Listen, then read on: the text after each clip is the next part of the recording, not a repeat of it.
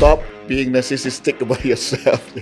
Just worry first. Let's say you're in a band and everything. Prioritize the band. And then learn how to promote yourself. That's very important. Social media is so punk rock. It gives a chance to everyone in the world, like the same chance. And we refused to move to Jakarta at the time because there was this people that always say, if you want to be successful in music industry, you have to move to Jakarta. And we refused to do it. So I produced lots of writing, not just about Superman is Dead and Navicula, but also about the music scene in Bali. Yeah. I could say that I was the only proper source for the information for other people in other island, especially from Jakarta. If you can't really speak English that good, at least you speak your bahasa Indonesia the best or better, you know.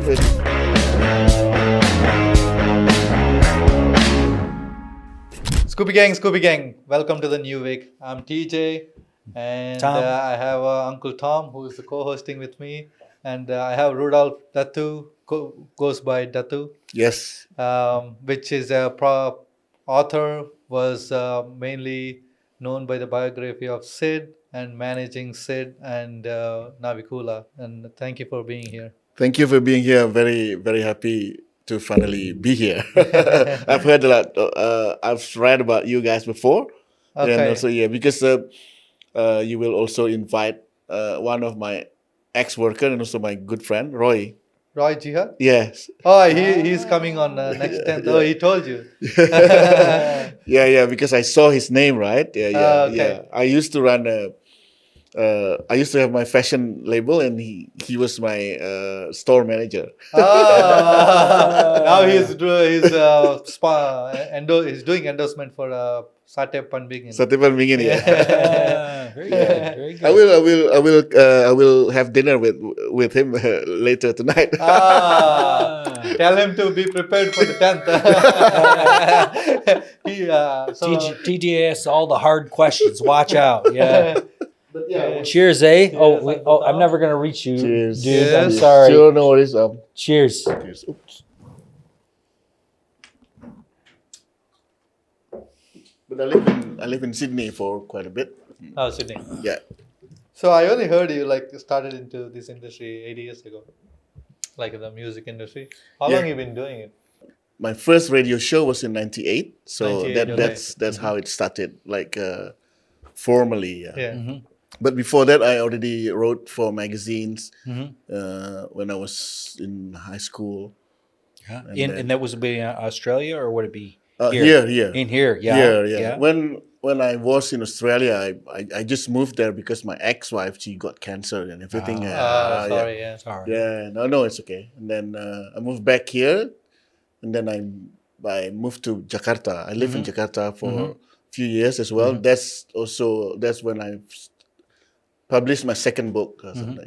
So you wrote 2 books.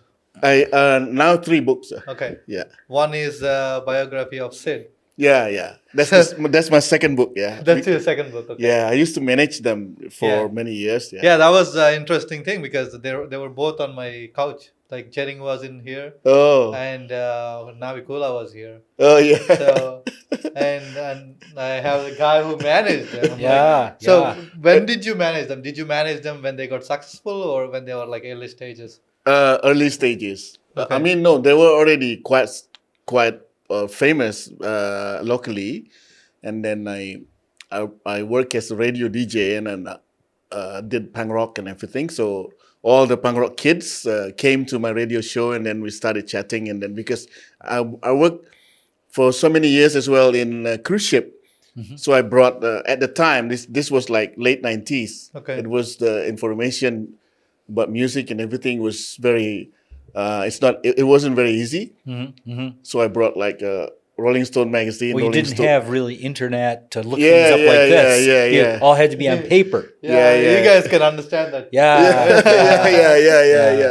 So the punk rock kids, local punk rock kids, came to my radio show, and then I brought thousands of CDs and then books and magazines. So it was also the small punk rock library for them, you know. And then that's how I met Navicula, and then also became very close with Superman is Dead, and then Jerings offered me hey, you want to? I would like you to manage our band. That's what he said. It's like, fuck, man. I have no experience in managing bands. Yeah. Yeah, and then also I met Navicula, and I started organizing shows and all that. So and Navicula and Super Miss Dead were the bands that I often invited to play in my punk rock events. And I also heard they were under the same brand. Like I'm not sure, is it like Sony or something? Yeah, Sony Music. Yeah, Yeah, they were under the same brand. They were like, but now they're separated or something. yes, Yeah, yes. yeah. So how is it like back then, like managing two biggest bands, which like coming out? No, who would have thought they would become really big? Yeah. You did. I didn't Yeah. realize, but also we became cult also in a way because Bali was already a favorite destination. I mean, it was already thought as a unique place in Indonesia. So it's kind of mysterious, and we refused to move to Jakarta at the time because there was this some people that always say if you want to be successful in music industry, you have to move to Jakarta, and we refused to do it. And then because my background, I think it helped also because my background is a journalist. I'm a writer. So I produce lots of writing, not just about the Superman's Dead and Navicula, but also about the music scene in Bali. Yeah. So I could say that I was the only proper source for the information for other people in other island, especially from Jakarta. So I became like friends with people in Jakarta, and then it was my advantage as well. Yeah. And then people would get the information from you on the radio. Yeah, in those days, TJ, people would subscribe to fan clubs, and you would get like a little folded paper thing in the mail that would tell you what's going on with your favorite band. That was the only way you could find out because it wasn't in the newspaper, it wasn't in the encyclopedia, it wasn't anywhere. So you either got it on the radio or you get a little thing mailed to you. You know what mail is like here. It's just not happening. So yeah. Is it the same thing when you were in the radio? Is it the same thing as you say? At the time, internet already started. It's already something for Indonesia. This was in '98. Oh, okay. Yeah, this was in '98. So what helped us is Yahoo Group, something like that. So the source for them, other parts of Indonesia, is so they joined my Yahoo groups. So it's easier for me. So I produce every week what happens in Bali, musically speaking. But of course, I prioritize the news about Superman's Dead and Navicula, and then about Bali. So it's still not hard selling.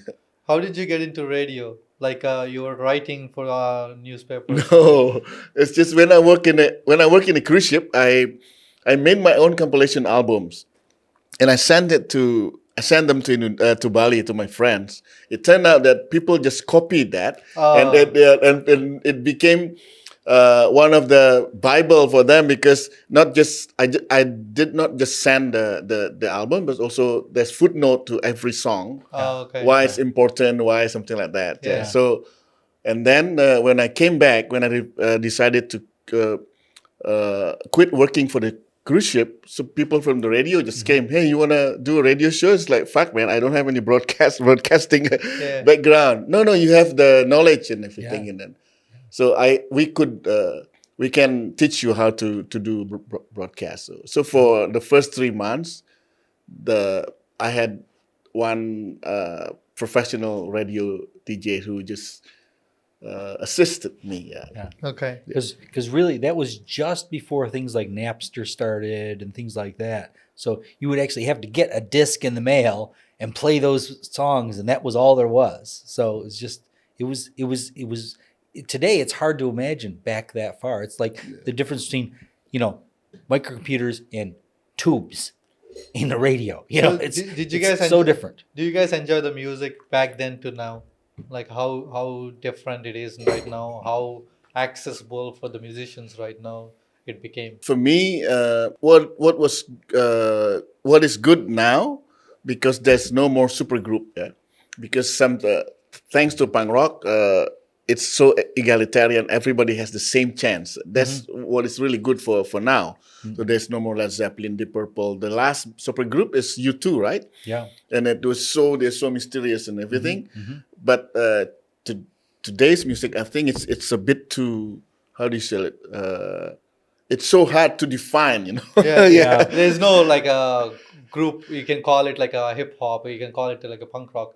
It all mixed into fusion right now. It's Yeah. And it's very hard for the band to, you know, like journalists and everything. It's so many new bands and everything. It's so hard. So in the end, you really have to. You work very very hard to be somewhere. And for Superman is Dead and Navicula, maybe it was a bit easier because not a lot of bands at the same yeah. time. Yes, But of course, yes. today, now all the new bands are competing against bands that have been broken up for 40 and 50 years because everything is downloadable. So it's like a new band will have something new and it'll have something cool and it'll be out, and they're competing against the Beatles and the Rolling Stones and stuff that people are just discovering because they weren't alive when the stuff was released. And so it makes it sometimes harder for a new band to get followers because all their friends are listening to this old crap. Okay, I've been recently struggling to understand this, that old bands have the classic songs, right? They play nowadays every time, like we talk. Yeah. New bands can't able to have a classic song. Like nobody plays like 2010 classic song. They play 1970s, 1980s, 1990s songs by all the big bands, right? Those are the classic songs you hear all the time. But why I think it's only classical, like a classic old bands able to produce those kind of songs. Now the band's not able to produce very classic song which will be remembered for 50 years. I think it's it in my theory. I think it has anything to do with short attention span.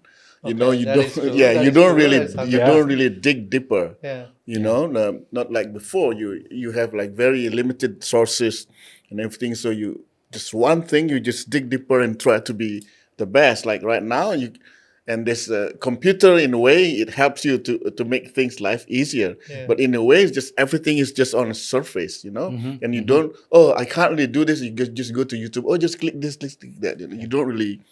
So now they're not putting as much as effort the old Yes, bands put yes, in. yes. Now it was made it easier. The people is not ready to do hard work to make a song classic, or they were only looking at, okay, if I make this song good, I can make this much money, so I'm good enough with that. Yeah. I would say that. Don't you agree? Yeah, I do. A classic example would be like Barbie Girl. Yeah. Okay, MXPX did a cover of it. It's insane punk insanity. It's Barbie Girl, and it's like, it just turns it on its head. And how anybody could not love that track because it's insane punk craziness. Yeah. It turns the whole original on its head. That's the kind of thing I'm interested in. Is somebody will take some old classical thing, Frank Sinatra, and turn it into a punk icon. Punk goes pop. Yeah. I have that compilation album. Yeah. So in this journey of you managing these big bands, like did you able to put in any of your talent into the songs or the music? Did you get the chance, or are you just being the manager?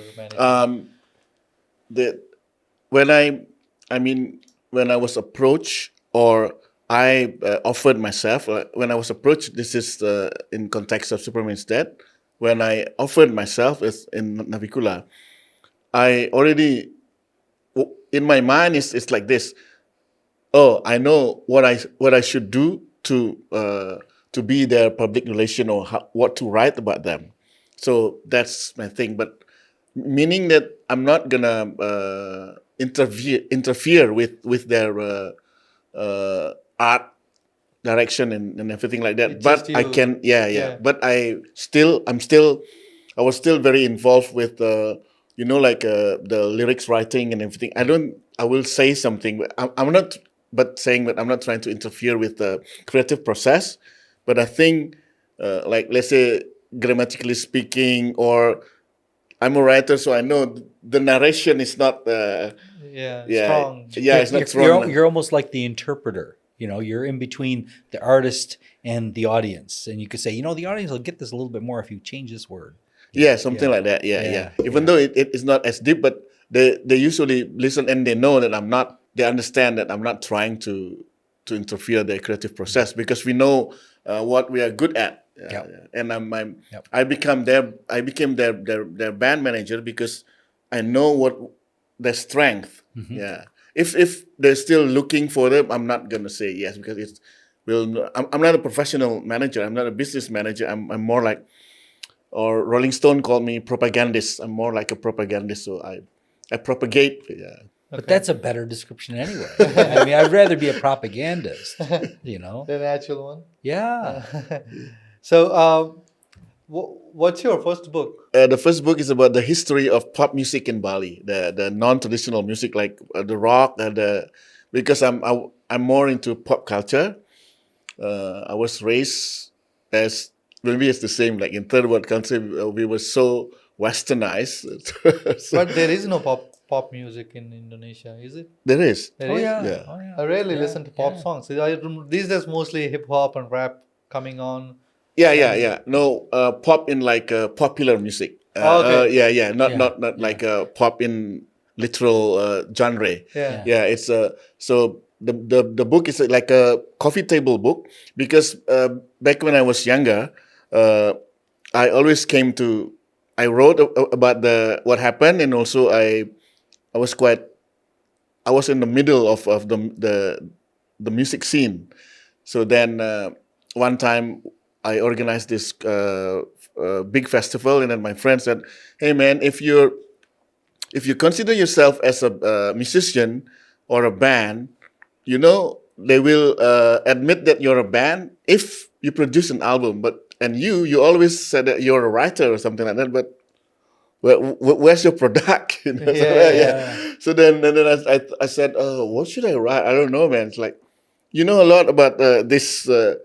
What happened in popular culture in Bali, especially music and everything. Why don't rather than it's just gone, it disappears from your brain. So why don't you just write something? So yeah, so I started writing, and then because I already know what happened, I just had to make at the time. I just had to have a few of my friends to do like a small research, and then they they double check with the people that I mentioned. Okay, this is what happened from the 1980s. There's this. You should check again if this is true or not because I don't remember all of them, but in general, I know. So But it's important. It's an important part of history. I mean, people can't just think that Bali went from gong music to punk rock. You have to Yeah. know there's steps in between, and so this is an important thing that you've done. It's Yeah. it's And it's even part of until recording history. Yeah. I didn't realize as well. Like I know that it's the same. Like all of a sudden the Superman is dead and Navicula became so big, and then I thought, yeah, like Navicula and Superman is dead, they became big and everything. Maybe you think this is not important the book, but you should write something because Indonesian people they are really bad with archiving that. That's what people Yes. say.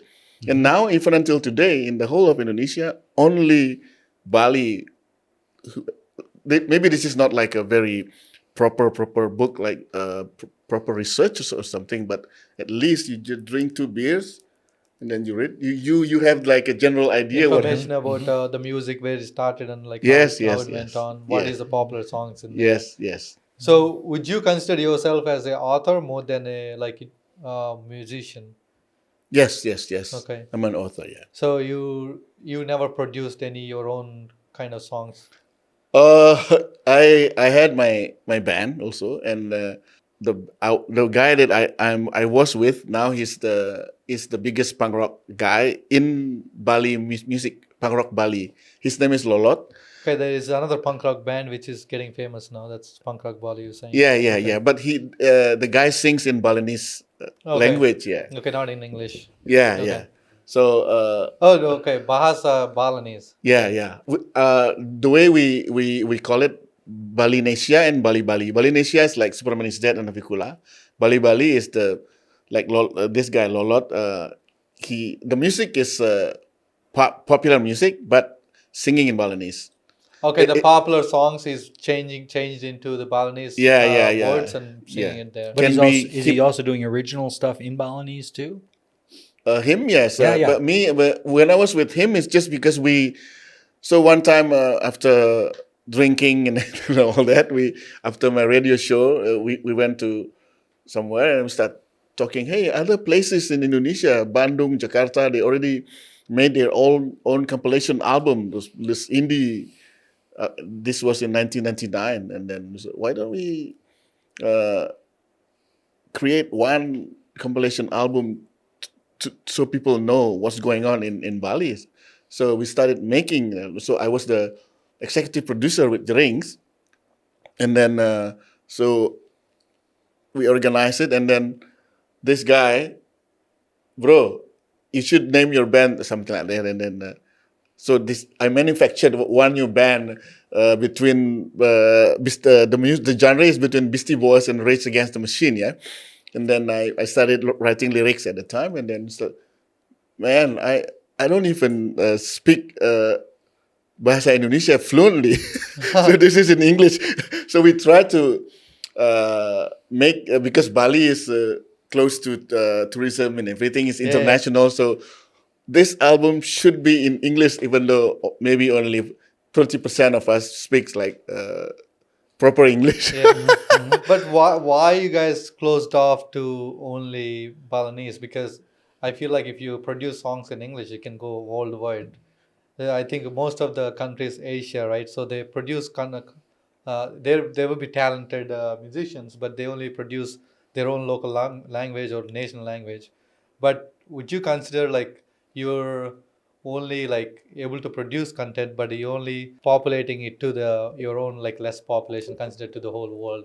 You can get more famous or like more audience, and it's easier for you to produce more stuff because if the more people interested. Oh, this compilation album in 1999 that I talk about, it's in English, all in English. Okay. It's all in English. I mean, this is how I had my own band. That's when I had my first band because just happened. The guy refused to be the singer because he couldn't sing it. So boom, I became a singer. There you go. It's actually a screamer, not a singer. That's okay. We all scream in the background, right? But then after like three years, I shared stages with Superman's Dad, with Navicula and everything, but I didn't feel comfortable on stage. This is not my thing. I prefer to be a keynote speaker for something like more educational, not like this rock and roll thing. I love it, but I love being at the back, at the But background. what do you feel sorry for the latest generation? There is so many musicians right now in Bali. I feel sorry for them sometimes. I'm not Why? kidding. It is true because there is so many people are trying to be a musician, and there's so much talent out there. It's hard to get successful. So much competition. They're only here. Nobody knows outside Bali much. So I feel sorry for this man. It's like what do you think of this right now? Yeah. This is the thing. Other than organize punk rock shows, little punk rock shows and everything, I also back in the day, now still sometimes, I often organize discussion. One of the theme, because I was really worried at the time. So many good bands in Bali, and when Superman's Dead became very, very, very famous, everybody made pop punk band just Okay. like Superman's Just Dead. because they're successful, Yes. I want to follow this. Yeah. Which is okay, but But it's the Asian mentality, right? yeah. Oh no, they do this all over the world. I you think know? Asian Everybody mentality wanted is to sound. too common.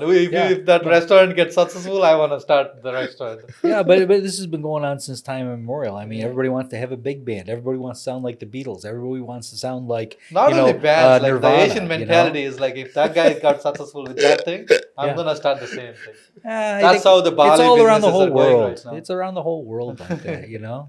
Everybody wants to be like you, TJ. See? I don't think so. So yeah. Yeah. So one of my discussion was about how to market your band. I mean, the band became successful and everything. We didn't really know what to do. I mean, like we were just young, drunk, and handsome. That's what we call ourselves. And then all of a sudden, we were Navicula and Superman's Dead became much bigger than Expected. we expected, or we never thought and Yeah. never even dream about.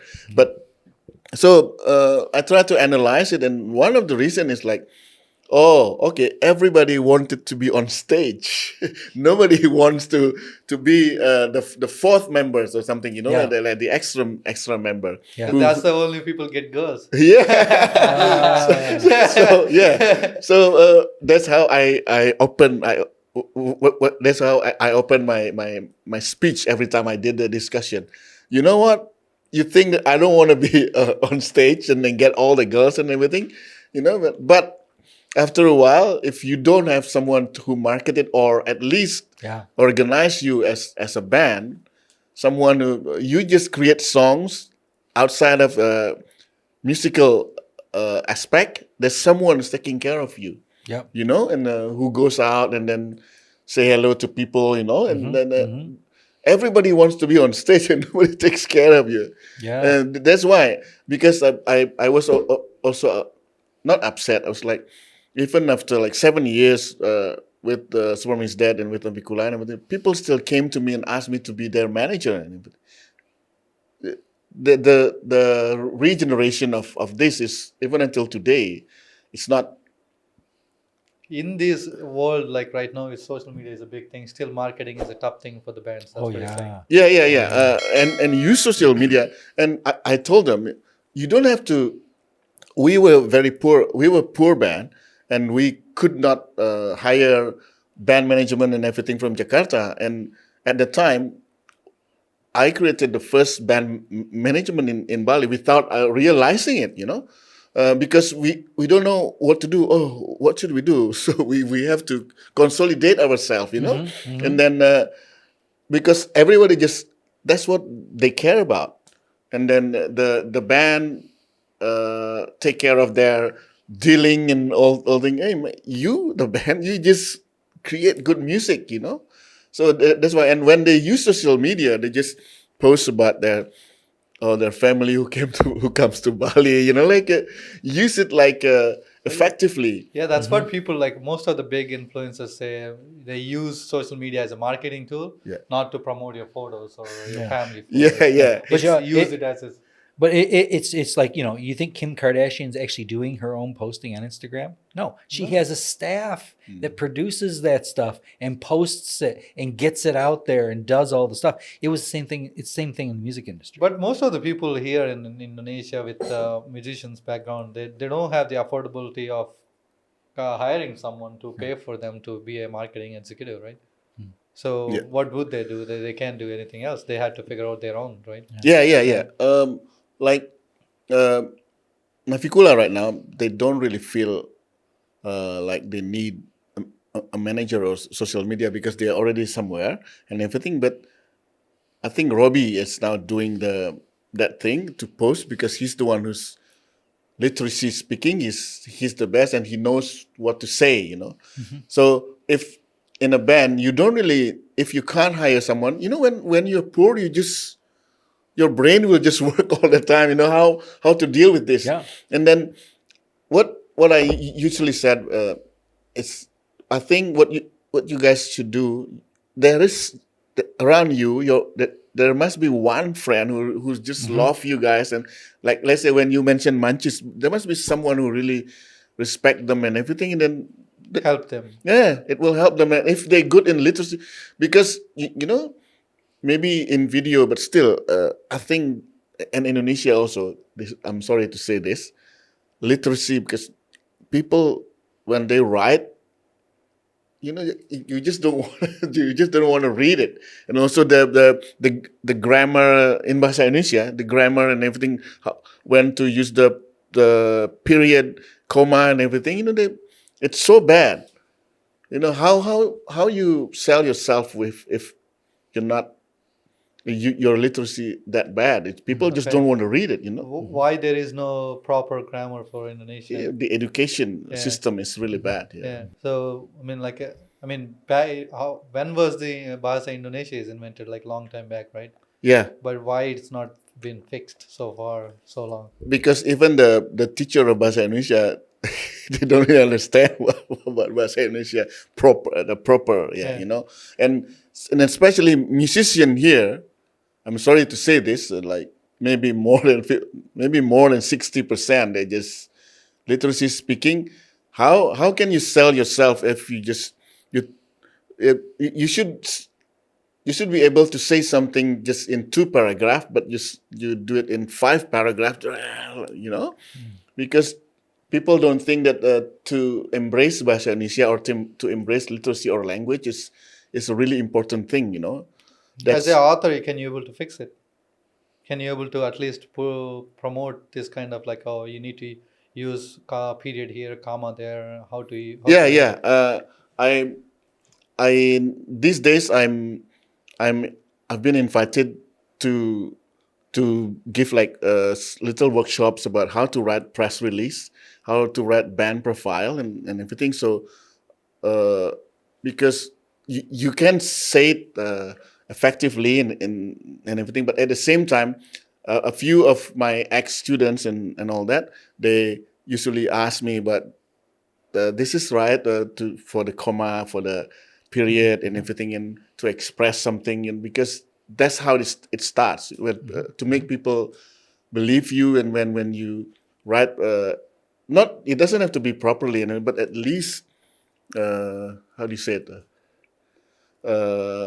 decent enough, But I mean, Bahasa Indonesia has not been the national language for that long. You have to remember, How long it's been? Well, think about it. You've got 17,000 islands. Every one of them had its own culture, its own dialect, its own language. I mean, you go up to the other end of Java and, think about this. I mean, back when the Dutch were, running the colonial thing here, I mean, people up there had no contact with what was going on in Jakarta, which was on Batavia. And the language is different. The pronunciations were different. In Bali, it was Balinese, and so you're talking about less than 3 generations ago or 4 generations ago that suddenly they made a rule that it was Bahasa Indonesia. So people are still learning this, and it's going to take time. Just who knows? And it's being taught. Every 30 children are being taught by a different teacher, and everyone has a different interpretation. It's not easy. It's not easy. I mean, even when you think about a language like English, which is around the world, they use English different in India and in different parts of India. It's mostly than they the use it pronunciation, right? I feel like the English grammar is the same. Yeah. But the pronunciation between different countries are just different. Like UK has its own pronunciation. US has like fucked up pronunciation. They say whatever they think it is right. So but it's not easy. It's just, it will take time. Maybe it may take a couple hundred more years before there's a unified. But I Bahasa think Indonesia. also the government here should be more serious. Stop stealing the money and then educate the people, and it should start. I think the awareness of how important your own language. Like I often say to my friend, like, hey, maybe your English is not your first language, but don't just we are Indonesian. You don't. I'm sorry if I don't really speak English that good. It's okay, not that good, but first, do you speak your own language good? Yeah. If you can't really speak bahasa English that good, at least you speak your bahasa Indonesia like the best or better. It's they don't think it's that important, because sometimes if you're good in your language, this is from what my mom always say. If you start from there, details and everything, and you understand, because when you read something and they don't use the question mark, or they use the exclamation mark instead. It changed the Whole dynamic. You know, yeah, of the yeah. question. So when you understand about that, the rest of the world, the rest of the thing, you will just have a better understanding. That's what. What do you think you would recommend to this education system right now in Indonesia, which will help able to help the kids to learn better Bahasa Indonesia? I think stop building too many religious buildings. But that has more, nothing to do with education, right? more libraries. Yeah. More libraries, because Indonesia is the fourth worst uh, literacy skill in the world. The fourth worst. And I think that's where the problem starts. You think libraries can help the school system? Not really the library, but first reading. How do you say reading hobby or the habit, reading habit. Yeah. And this that's why hoax and everything is very easy here to spread out, because of the people don't, the literacy is really bad, even in the band people. Well, it's very it's very easy to misunderstand if you change something from a period to a comma or an exclamation point to a question part. Yeah, it can totally confuse the way it is. But the thing is, how well educated the professors are teaching these kids. That's the main problem, right? Yeah. If the professor is educated enough to teach the kids, that he will tell them to go, which library to go, what to read. Yeah. But for my understanding, like how do you think the professors or the school teachers are educated enough to teach these kids in Indonesia right now? If you really understand about how the school system works here, or education system, because you don't really analyze, you just, people say, okay, the history teacher will say, this is what happened. So World War II, who between who in a war, right? So you just have to remember. So you don't really analyze. You don't really Not much research going on. Yeah, It's yeah, just, yeah. like the textbooks. It's textbook. Yeah. memorization instead of learning. Yeah. I think that's all the education. When I was a kid in going to school in India, it's all the same system. There is no research. That's why the most education system. I mean, still most of the Indians are very well educated, Yeah. but they are like materialistic. They're like, they know the words, they know the things, but they're not well educated enough to know research and how to do it. Yeah. So that's what the like US or like UK system is, like mainly research based. Yeah. They will still teach you, but they want you to research Yeah. before you go into your exam. It's true. Yeah. So- Like problem solving. Yeah. The Yeah. approach is different. When I live in Australia, in Sydney, so the first thing I did, I went to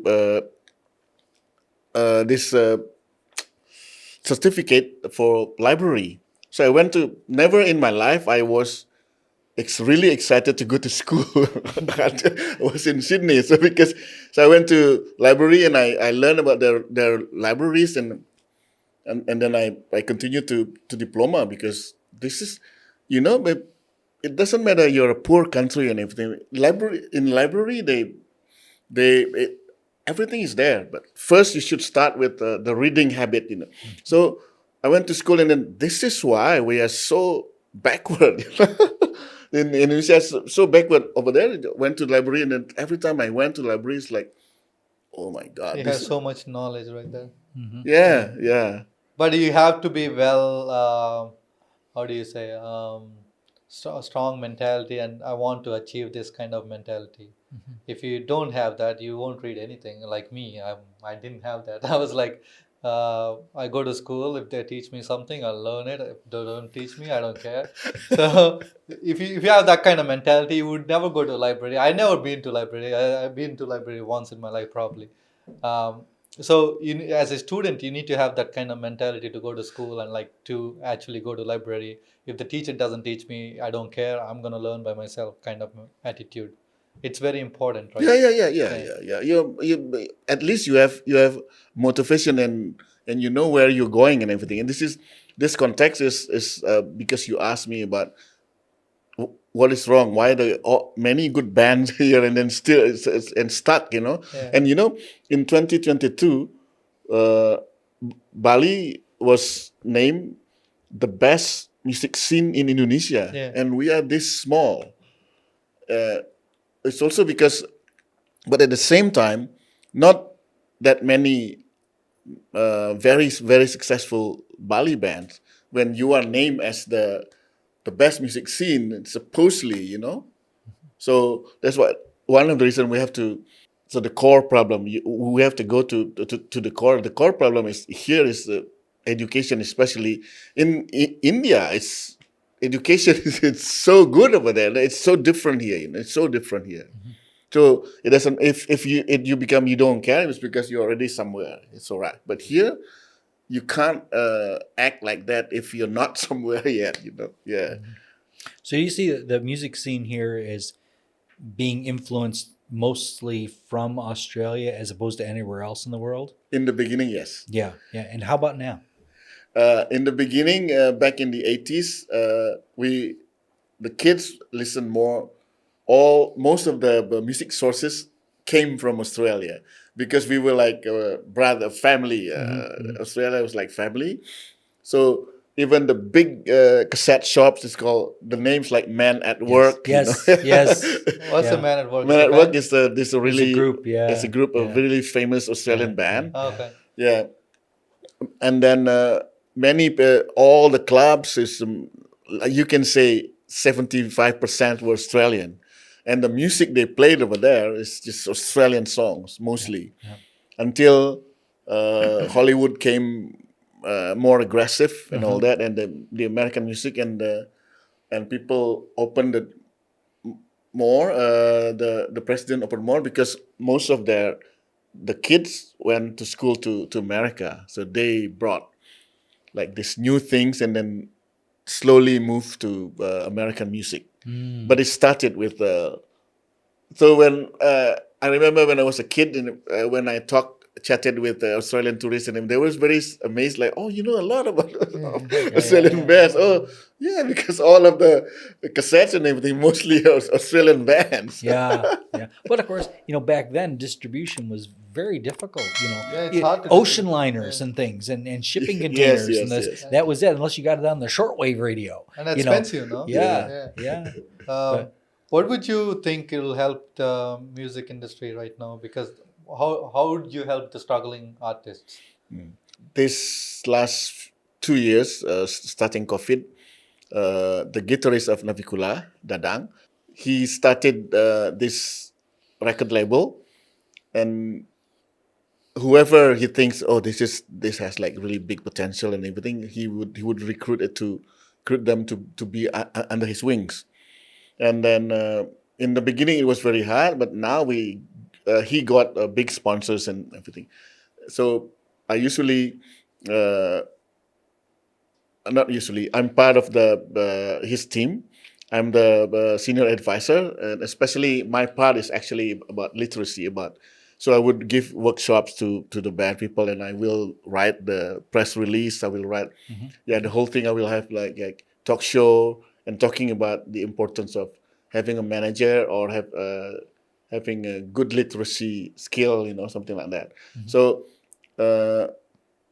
There are three. So we also realized that people really focus. People in Indonesia give special attention to Bali, especially the music scene. And then why don't we do something about it? So he got like big sponsor. Now we have 3 bands. So we help them to produce 3 albums, each band, and then we already produce it with a really proper in a proper recording studio, proper album, proper producers and all that, and then we will have the concert in this Friday to do a showcase so people can see, and we will have like a proper video shooting as well. Yeah, so the whole thing. So your advice to the new upcoming bands or the new artists is that like first have a marketing manager if you can afford it, and the next is have literacy, like properly grammared language, Yes. And what else would you give?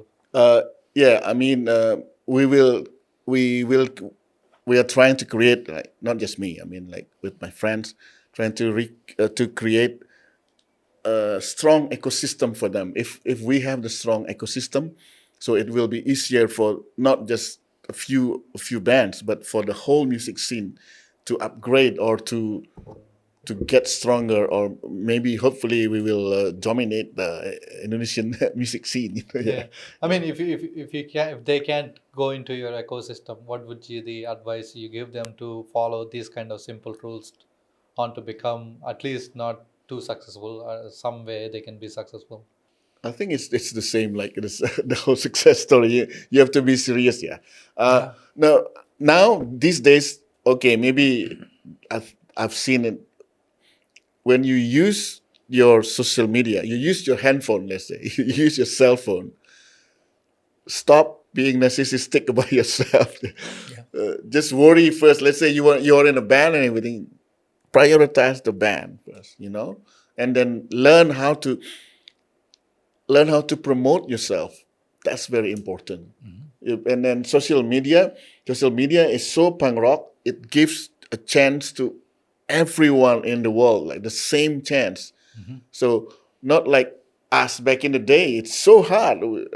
We refused to move to Jakarta. It was such a bad decision. So now use the social media properly. That's Marketing first, marketing. yes. Be serious. Yeah. Be consistent. Be consistent. Yeah, Yes. and try to be as productive as you can. And yeah, I think that's the simple rules I feel you say. Yes. Okay. So what's your future plans? Like you wrote 3 books now, and you're now into building an ecosystem for the new musicians. And what else you want to do? Yeah. I will invite you guys because back then I ran a creative hub in Sanur, but it closed because of COVID, and also the founder passed away. It's called Rumah Sanur. Now I'm building a I new. think I saw that somewhere when I was reading about you, Roma Sanur. Yes, Yeah. yes, There's yes. another Roma something. Now it's Rumah Tanjung Bungka. It's Yeah, yeah. yeah, that's It's the new. So I I was really sad because this place closed, but okay, rather than what usually people say, rather than blame the darkness, why don't you turn on the what do you call it, the light? Light, Yeah, yeah. yeah. So hopefully it will start. We will start doing our first event in late August. Uh, it's 6 times bigger than Rumah Sanur. It's in the heart of Denpasar. It's a really big project.